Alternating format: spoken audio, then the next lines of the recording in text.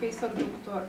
Matjaž Bunc, klinični oddelek za kardiologijo interne klinike, dr. Luka Vitez, klinični oddelek za kardiologijo interne klinike, prav tako asistentka dr. Tadeja Kolar iz kliničnega oddelka za kirurgijo srca in ožilja iz kirurške klinike, pa seveda predstojnik, profesor dr. Bojan Vrtovec, predstojnik kliničnega oddelka za kardiologijo interne klinike, profesor dr. Zlatko Fras, strokovni direktor interne klinike in docent dr. Marko Jug, generalni direktor kliničnega centra. Najprej prosim profesor dr. Bunca za v bistvu uvodno predstavitev, pojasnitev študije in vseh dosežkov. Ja, hvala za povabilo na to tiskovno konferenco. Veseli smo, da lahko tako konferenco skličemo zaradi dobrih rezultatov vrsto let dela številnih članov ekipe, ki sodeluje pri dejavnosti, ki smo danes predstavljali. Gre namreč za perkutalno implantacijo aortnih zaklop. To je metoda, ki smo jo začeli prakticirati v kliničnem centru Ljubljana že v zgodnjih začetkih 2008, prva implantacija 2009 in jih takrat redno izvajamo. Seveda so ob tem se skozi sodelujemo s številnimi usmerjenimi specialisti, kot so kirurgi, potem anestezisti, znotraj kardiologije za zbiranje bolnikov z ultrazvočnimi specialisti, potem za radiologi, inženirji, medicinskimi sestrami, skratka, če preštejemo nekje skoraj 50 ljudi, sodelujejo vse skozi pri tem, da ta program nemoteno funkcionira. Zdaj, kaj je danes razlog, zakaj smo vas povabili, da vam predstavimo, kaj vam radi predstavili, sta dve stvari. Ena stvar je v bistvu, kam ti naši rezultati v mednarodnem prostoru spadajo, glede volumna, glede kvalitete zdravljenja bolnikov. Po drugi strani smo bili pa tudi udeleženi v eni prvi tovrstni študij, ki je primerjalni študij med 3 različnimi zaklopkami, ki so se v preteklosti najbolj pogosto uporabljale. Tretja zaklopka se pod leto 19 uveljavlja v kliničnem delu in ta študija je ravno na kliničen, strokoven, raziskovalni način primerjala rezultate in klinično učinkovitost teh 3 zaklopk. In tukaj smo bili med prvimi 5 največjimi centri pri vključevanju bolnikov. Zdaj ta izbor ni bil tako naključen, zbrali so centre, ki imajo prvič izkušnje vrstoletne, po drugi strani tudi znajo delati s vsemi 3 zaklopkami in imajo dobre izkušnje, da ne bi prišlo za neznanja do razlik pri rezultatih. In tem smo potem tudi sodelovali z upravo kliničnega centra in z vsemi ustreznimi inštitucijami potem pristopili k tej študiji s prevolitvami bolnikov in vse ostalo in to študijo tudi spravljeno. Ta študija je bila objavljena zdaj v reviji z visokim faktorjem vpliva, praktično najvišjim, kar obstaja na področju medicine in bioznanosti. In to je tudi en tak dokaz v kvaliteti dela. Ne bi preveč razgovoril, bi prosil tudi ostale, če še kaj svoje pa je. Hvala za obavne. Najlepša hvala. Zdaj, priprava podatkov je bila tudi kar zahtevna, da smo lahko sodelovali v tej študiji, tako da prosim za nekaj besed tudi Luko Viteza, ki je sodeloval pri tej študiji. Hvala za besedo. Vse bolnike, ki so bili primerni za perkutalno vstavitev aortne zaklopke, smo potem, ko smo pregledali posnetke in na konziliju, kjer je multidisciplinarni, vključuje kirurga, kardiologa in anesteziologa, ko smo ugotovili, da so primerni za vse 3 vrste zaklopke, potem randomizirani vključili, tako da so dobili eno, drugo ali tretjo zaklopko. Po predhodni prebolitvi seveda. Vse te bolnike smo mogli pred posegom pripraviti s kupico preiskavami, prav tako takoj po posegu in potem čez 30 dni. Bolnike sledimo zdaj letno in jih bomo sledili še 10 let, tako da v bistvu sama študija zahteva veliko dela, ne samo dela zdravnikov na kliničnem oddelku za kardiologijo, ampak tudi medicinskih sester, tako v ambulanti kot na kliničnih oddelkih in v kateterskem laboratoriju. Tako da kompleksna stvar, vse podatke je potrebno vnašati v register, zato da potem to omogoča spremljanje strani krovne organizacije, ki potem te podatke analizira in kot ste videli objavlja, lahko potem v revijah z visokim faktorjem vpliva. Najlepša hvala. Pri tovrstnih operacijah seveda sodeluje tudi kirurška klinika, zato prosim asistentko doktorico Tadejo Kolar, ki prav tako dela na KAVI-ju, če nam tudi ona predstavi ta vidik sodelovanja. Lepo pozdravljeni še v mojem imenu. Jaz torej prihajam iz kirurške klinike, iz klinike za kardiovaskularno kirurgijo in kot je že profesor Bunc povedal, nekako pri programu TAVI-ja sodelujemo skupaj že 15 let. V samih začetkih je pravzaprav ta metoda obudila oziroma na novo spodbudila interdisciplinarno sodelovanje kirurgov in kardiologov, kar nam je gotovo dalo na nek način drugačen pogled na bolnike.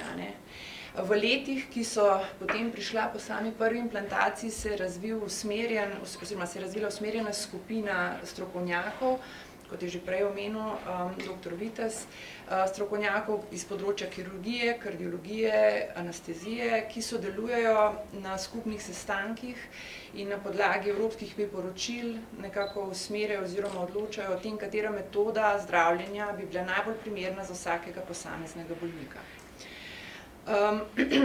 Vedeti moramo, da kljub temu, da smo se danes zbrali tukaj na sestanku, oziroma da smo se danes tukaj zbrali zaradi tega, ker se pogovarjamo o TAVI kot o metodi zdravljenja stenoze aortne zaklopke brez odpiranja prsnega koša, so bili pa sami začetki drugačni. Takrat se je ravno tako bilo potrebno odpreti prsten koš, zato da smo tako zaklopko lahko ustavili.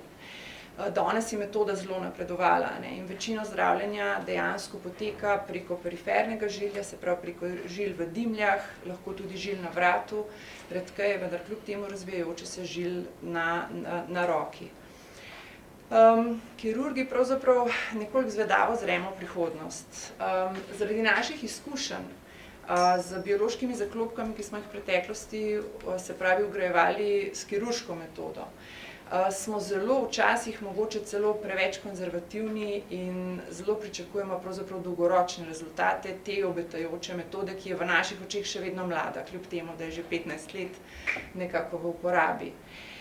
Dejstvo pa je neizpodbitno, da je to metoda, ki je primerna za posamezne bolnike, pri katerih noben drug način zdravljenja aortne zaklopke ni možen, in da je to metoda, ki je enakovredna pravzaprav zlatemu standardu, to je kirurški menjavi aortne zaklopke pri bolnikih, ki so starejši od 75 let. Z gotovostjo lahko rečem, da je to sodelovanje pri zdravljenju aortne zaklopke s manj invazivnimi metodami, kot je TAVI, spodbudilo ne samo skupno skupen pogled drugače na bolnika, ampak je tudi na kirurški strani spodbudilo to, da smo začeli razvijati manj invazivne metode kirurškega zdravljenja, seveda za tiste bolnike, za katere TAVI še ni primeren. Tako da lahko danes zamenjamo, se pravi, aortno zaklopko skozi zelo majhen rez na prsnem košu ali majhen rez nad prsnico. Tako da težko gremo mimo tega, da bi rekli, da smo se vsi obogatili od tega, tako se pravi strokovni kolegi na kardiologiji, kirurgi in seveda bolniki, pri katerih lahko danes res ponudimo neko enakomerno in enakovredno informacijo o načinih zdravljenja in res izberemo za vsakega bolnika prav način. Hvala. Najlepša hvala. Zdaj pa k besedi vabim še profesorja dr. Vojna Vrtovca, predstojnika kliničnega oddelka za kardiologijo. Lepo prosim. Samo to pozorne.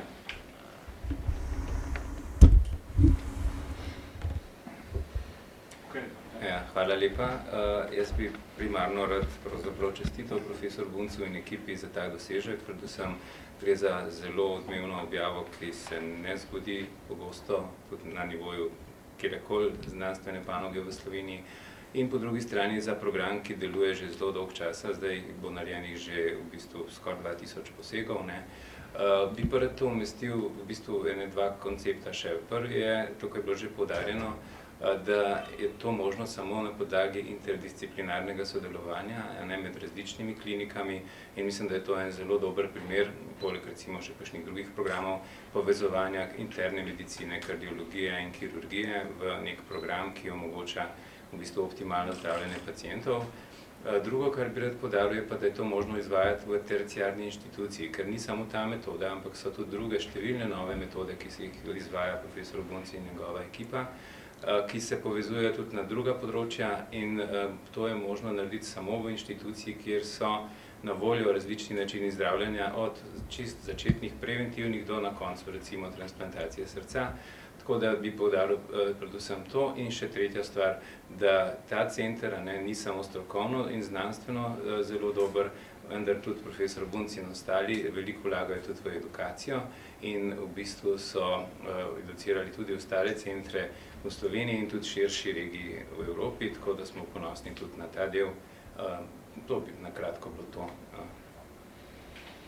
Najlepša hvala, profesor dr. Bojan Vrtovec. Zdaj pa prosim strokovnega direktorja interne klinike, profesora dr. Zlatka Frasa, da pa ta dosežek umesti tudi v evropski prostor, kaj to pomeni v evropskem merilu.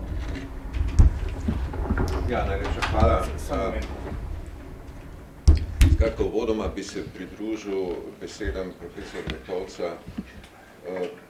Ta ekipa kontinuirano skozi 15 let in lahko rečem, da sem vseh 15 let zraven. Na začetku ni bilo lahko tega podpreti, oziroma smo imeli mnogo vprašanj. Ponosni smo na to, da rastemo in da konec koncev lahko s ponosom povemo, da smo v tem trenutku med vidnimi centri. V raziskavi Landmark, ki je bila objavljena nedavno, pa celo med najbolj vidnimi centri. Torej, mislim, da smo bili četrti, po številu bolnikov. No, moja naloga ni, da bi ponavljal, kar so kolegi pred mano povedali, ampak bi skušal postaviti v nek kontekst, širši kontekst kardiovaskularne medicine in izkoriščam priložnost, da zato uporabim najnovejše analize evropskega projekta Atlasa kardiovaskularnih bolezni, ki ga pripravlja Inštitut za srčno zdravje v Bruslju, to je izpostava Evropskega kardiološkega združenja. Imeli smo čast, da nas je šef tega inštituta, profesor Vardas, nedavno obiskal na našem letnem srečanju Združenja kardiologov in posebej zato so pripravili analize o slovenskem primeru. Jaz ne bom obljubim, kljub temu, da je kar nekaj slajdov, ampak so zelo opisni, deskriptivni, ne bom vam preveč časa vzel, se mi pa zdi, da se splača, ker dejansko tudi ta dosežek, ki je bil predstavljen, postavlja v kontekst.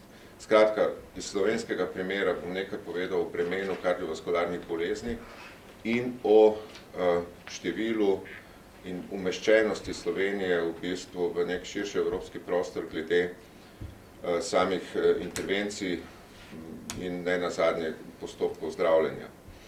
Če recimo začnemo pri prvi stvari, kardiovaskularne bolezni, toliko, mislim, da je splošno znano, ampak vendarle še vedno predstavljajo prvi vzrok smrtnosti zaradi raznih bolezni, tu nekje 33% celotne populacije, več pri ženskah kot pri moških. V 30 letih zadnjih smo nekako v trendu širše skupnosti evropske, s ponosom lahko rečemo, da smo vsaj v povprečju Evropske unije oziroma celo nekoliko boljši. Precej je to odvisno tudi od bruto nacionalnega dohodka. Kar se kardiovaskularnih bolezni tiče, torej pojavljanja novih, odkrivanja novih bolezni, smo, če damo to v kontekst vseh držav, ki sodijo v okviru Evropskega kardiološkega združenja, nekje v povprečju, tudi glede števila bolnikov, ki z boleznijo živijo, smo nekje na sredi med temi državami. Tisto, kar pa je vidno že leta 2021, je pa to, da smo ravno po pogostnosti te bolezni, o kateri se danes pogovarjamo, tukaj je aortna stenoza, torej koliko imamo primerov na milijon prebivalcev, pravzaprav vodilni. Zdaj seveda to ni odvisno samo od tega, da bolezen je, ampak tudi od tega, koliko te bolezni odkrijemo, torej kako dobra je diagnostika. In to bi posebej rad poudaril v vseh besedah, ki krožijo, kako naše zdravstvo seveda razpada, propada, da ga nikjer ni več. Če bi to bilo res, potem seveda tudi teh bolezni ne bi odkrili toliko kot jih. Toliko bolj pomembno je to, dr. Kolarjeva je eksplicitno povedala, da je to metoda, ki edina lahko po 75. letu pri mnogih pacientih bistveno podaljša življenje v kontekstu tega, da se življenjska doba v Sloveniji zelo podaljšuje, tako kot v vseh državah, in tukaj smo na vrhu. Do leta 2030 bomo imeli bolnikov z seveda to težavo še bistveno več, tako da nekako dobro se s tem ukvarjamo. No, širše gledano, seveda, če bi se hoteli spopasti s bremenom kardiovaskularnih bolezni, bi morali precej več pozornosti nameniti uravnavanju dejavnikov tveganja, posebej bi upozoril na nezdravo prehrano in naraščanje debelosti, to so ključni problemi, marsikje drugje smo dosegli dobre uspehe. No, zdaj pa, kar se samega bremena bolezni tiče, poglejte, v Evropski uniji stanejo kardiovaskularne bolezni okrog 282 milijard, pa so to ocene 3 leta nazaj, zaradi različnih vzrokov. Najbolj pomembno je seveda zdravstvena oskrba, ki nekako blizu 1/2 teh stroškov pomeni. Kar se Slovenije tiče, je to nekje 1 milijarda, zdravstvena oskrba več kot 1/2. Skratka, veliko breme, no, ampak kljub vsemu, to bo zaradi nadaljnih nekaj slik pomembno. Poglejte, Slovenija na glavo prebivalca seveda namenja precej manj sredstev kot v nekaterih bolj razvitih državah, recimo, če to Nemčijo pogledamo, pa Italijo.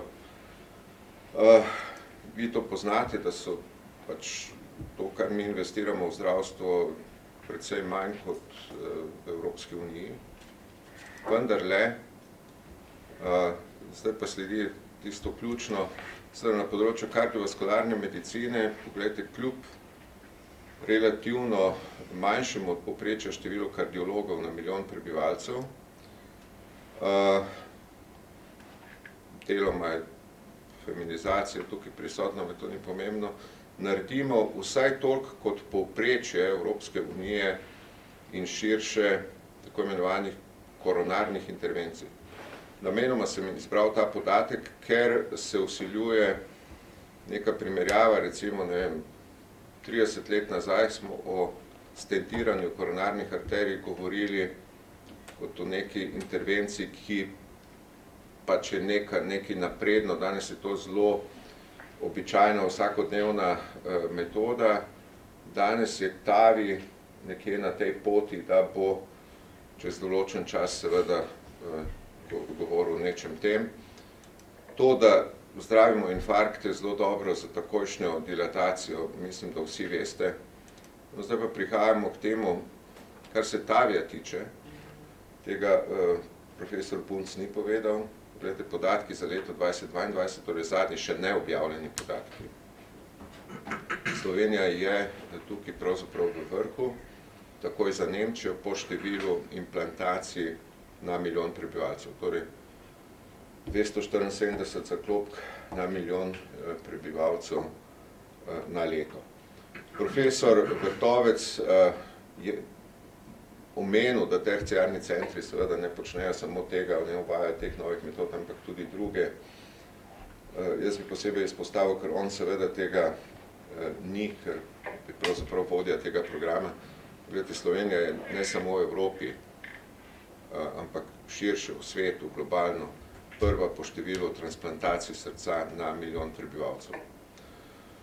Zdaj, če vam to ni dovolj, ali pa recimo, da bi rekli, da sem bias, da seveda samo hvalim naše zdravstvo, kar v današnjih časih redko kdo dela, dajte, obiščite tale spletno stran, pa se o kardiovaskularni medicini prepričate sami. Hvala.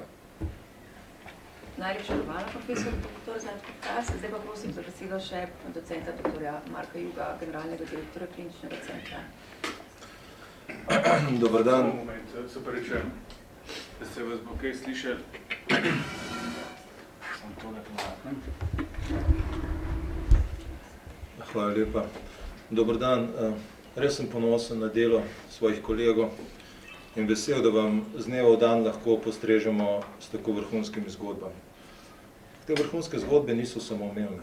To so plod veliko strokovnjakov, veliko predvsem multidisciplinarnega pristopa, ki lahko nudi vrhunske rezultate. Da mi lahko to opravljamo in vam to strežemo, mora delovati sistem. Da deluje sistem, pa mora vsak v tem sistemu prevzemati svojo odgovornost. V zadnjem času žal ugotavljamo, da se izvajalci predvsem iščejo poslovne priložnosti in neke ekskluzivne storitve, ki bi jih radi nudili ljudem, medtem pa pozabljajo na tisto, kar ljudje najbolj rabijo, na urgentno oskrbo, na vsakodnevna stanja, oskrbo starejših ljudi in se temu žal nekako posili ali pa drugače morajo izogibati. Te ljudje najdejo zatočišče pri nas in prav je tako, mi nobenemu ne zapremo vrata. Vendar vsak bolnik, ki ni oskrbljen v regionalni bolnišnici in pride na naš IPP, zasede posteljo temu bolniku, ki ga čaka vrhunski terciarni poseg. Torej, mi vam bomo poročali o vrhunskih zgodbah, istočasno pa pričakujemo, da vsak v sistemu prevzame svojo odgovornost, ne zapira oddelkov, ki niso rentabilni, in odpira oddelke, ki mogoče dajo druge priložnosti. To je moj apel, mi bomo pa tukaj stali in če nas bo kdo prisluhnil, bo naša medicina vrhunska. Hvala. Najlepša hvala, zdaj pa je čas še za vaše vprašanja. Novinarka Dela, Brigitte Tajnič-Gajner, jaz bi se kar na gospoda direktorja Juga navezala, ko ste govorili o izvajalcih, ki iščejo poslovno priložnost, morda to ste bolj lahko konkretni leti tudi na ta program, ta bi, ki želijo izvajati, kot vemo, tudi zdaj v drugih centrih, v drugih bolnišnicah, ker je menda bolj dobičkonosen kot ostali. Ta VIP program je trenutno dobro ovrednoten in daje možnost, sploh če izbiramo bolnike, ki so bolj zdravi v tem kontekstu, tudi presežka prihodkov in to je lahko tudi razlog, zakaj je izvajalec bolj interesiran. Mislim, da pri nas tega ne opravljamo, kakor je bilo rečeno, je diagnostika in izbira pacienta tukaj zelo pomembna in glede na to, kakšno obremenitev imamo mi z zelo hudimi pacienti, mi tega luksuza, da bi opravljali storitve pri ljudeh, ki jih manj nujno potrebujejo, niti nimamo. Problem pa je seveda, da drobljenje takih storitev lahko povzroči tudi tveganje izvajanja teh storitev v takih velikih centrih. Kakovost je verjetno nižja in to je vprašanje, ki je potrebno zelo strokovno ga dobro predelati, predno se postavlja na take okvire. Koliko pa je trenutna čakalna doba na poseg TAVI, pa menite, da bi z tega vidika iz dolgih čakalnih dob, če so smiselno vendarle še v drugih centrih to izvajati, sploh zdaj, ker medikov zdaj ne vemo, to dela ali ne dela, zaradi trenutne situacije tam. Čakalna doba je trenutno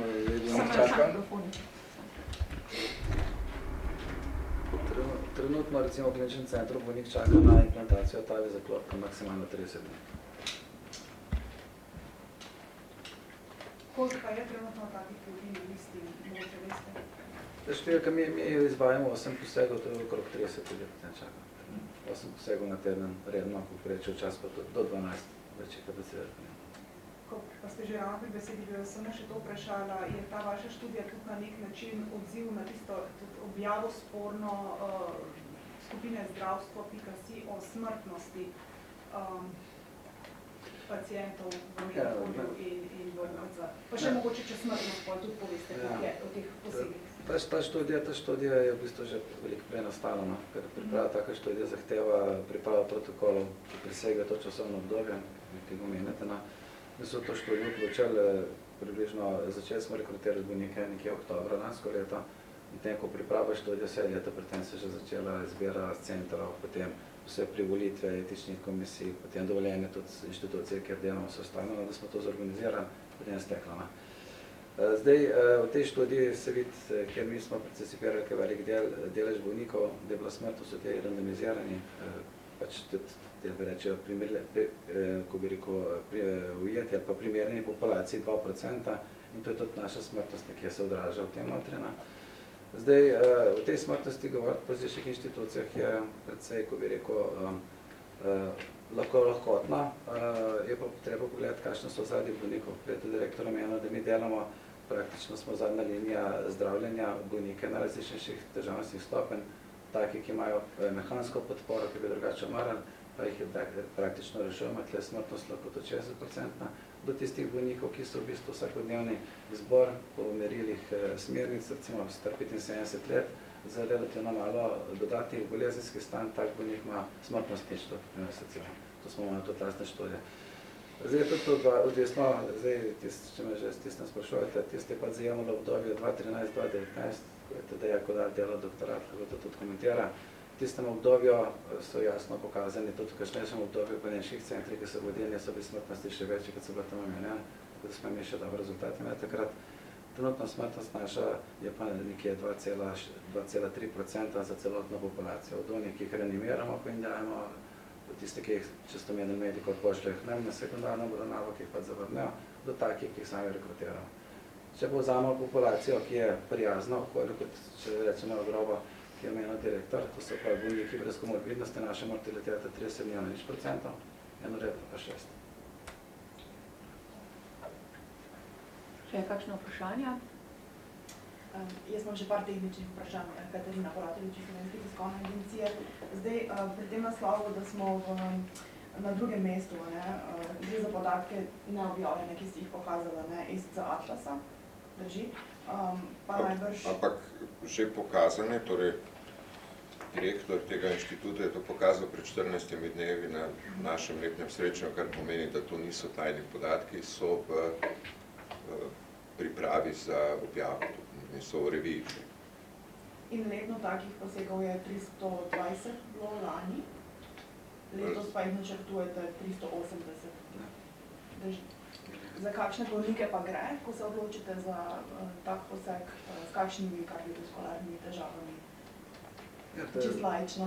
Ja, vse to smo povedali, to je aortna stenoza, ki je pomembna in zahteva zaklopke, saj mislim laično. Laično povedano, aortna zaklopka je v bistvu glavna zaklopka za pretok krvi po telesu in če je zdaj zožena, v začetni fazi mora srce bolj potruditi, da požene kri po telesu, ko se po dovolj zoži, pa tudi ta trud ne zadošča več in potem pride do znakov slabe prekrvitve po eni strani po telesu, posledične vrtoglavice, slabše zmogljivosti, pa zastajanje krvi v pljučih, to pa težka sapanja. So taki pokazatelji. Ko bo bolezen gre naprej, lahko prije bo tudi domoten zavesti, kaj pa alarm, to je pa urgenca v bistvu, kar pomeni smrtnost skoraj 100% v 3 letih, če se to zgodi. Pa boščene srca, to sta glavna pokazatelja. No, recimo pri starejših ljudeh je to eno od pogostih razlogov za angino pectoris in seveda zdaj, ko imamo dobro diagnostiko, ko pravzaprav takoj lahko prideš do ultrazvoka po kliničnem pregledu, seveda teh bolnikov lahko bistveno več odkrijemo. Smrtnost po 6 mesecih pri simptomatski, torej pomembni aortni stenozi 50%. Tako da tukaj dejansko starejši ljudje dobijo novo priložnost. Če vzamemo v kontekst to, kar je povedal profesor Bunc, seveda bistveno podaljšujemo življenje. A lahko mogoče sem še ceno te zaklopke, pa zakaj take zdaj največ uporabljate, je tehnično bolj dovršena, po malce nam tudi laično opišete, no? Ne se zdaj te zaklopke ne uporabljamo največ, no. Zdaj, kakor se ta študija zdaj odprla, dala podlago, da lahko njene tehnične pozitivne lastnosti apliciramo v klinično prakso, predlog je samo. Zdaj, zaklopke približno lansko leto teh 320 smo približno po tretjino vsakih teh najbolj uporabnih, recimo Edwardsove, potem Medtronikove, pa njihove uporabljalo ostale, so bile pa še Abbotove, ki so četrte, ki jih imamo, te pa uporabljamo za posebne klinične potrebe, ko imamo take zahtevne anatomske lastnosti, da bi te zaklopke lahko celo bile navarnjene in se soborobne, tako da so med seboj komplementarne. Zdaj ta zaklopka trenutno je najcenejša, zdaj točno cene, kakšne so navajene, mora navajna služba povedati. Ampak so v bistvu, kar se tiče primerjave za regijo, imamo najnižje cene v kliničnem centru glavno tako zagotovljeno. Zdaj pa ste rekli še kakšne lastnosti. Zdaj ta zaklopka je v bistvu na težišču sta dve zaklopke, ki jih postavljamo na tak način, kot ste vi na posnetku, da v bistvu napihnemo kolon in se ta zaklopka spusti. Stara zaklopka ostane notri na mesto in se ta, kot eno sidro ostane, se to zaklopko notri postavi. Ta filozofija je najbližja interventnem posegu na koronarnih žilah in se to intervencijo za nekoga, ki začne s tem delati, najlažje naučiti. Zato to zaklopko v luči tega, da mladi prihajajo, tudi dr. Vitez, pa še 4, imamo 6 operaterjev, ki so samostojni, pa še 2 se uvajata. V bistvu je to prva stopnja najlažja za delo. So pa določene klinične situacije, kjer ta rešitev je najboljša in je boljša med drug tip zaklopke in to pač mi tudi upoštevamo, ker imajo svojo strukturo, ker je tehnično zahtevno za pojasnjevati. Za tega imamo tako tudi razmerje pri implantaciji. kakšne imajo pa pol mogoče bolniki omejitve enkrat po takem posegu? Imajo kakšne omejitve? V bistvu pri večini bolnikov, določnico, če vzajmemo eno tako, recimo čisto populacijo bolnikov, ki imajo samo žiletovodne zaklopke, pa samo starost na 75 let. Pri teh bolnikih, če to je edina hiba, oni v bistvu po postavitvi zaklopka, ki traje recimo od 15 sekund pa do 40 sekund, kar je tisti glavni poseg, ostale prehrava, je v bistvu zdrav. On se naslednji dan, če se ga lahko v principu mobilizira, če nima problema s kakšnimi krvavitami na mesto, kjer smo vstopili, ker ima skožila, je on naslednji dan mobilen, čez 2 dni, 3 dni ga odpustimo domov in normalno živimo, kot da ni bilo posega. Jemlje samo terapijo proti zlepljene plaščic, če ima pa motne ritma, ima pa to terapijo že od 58 nadalje.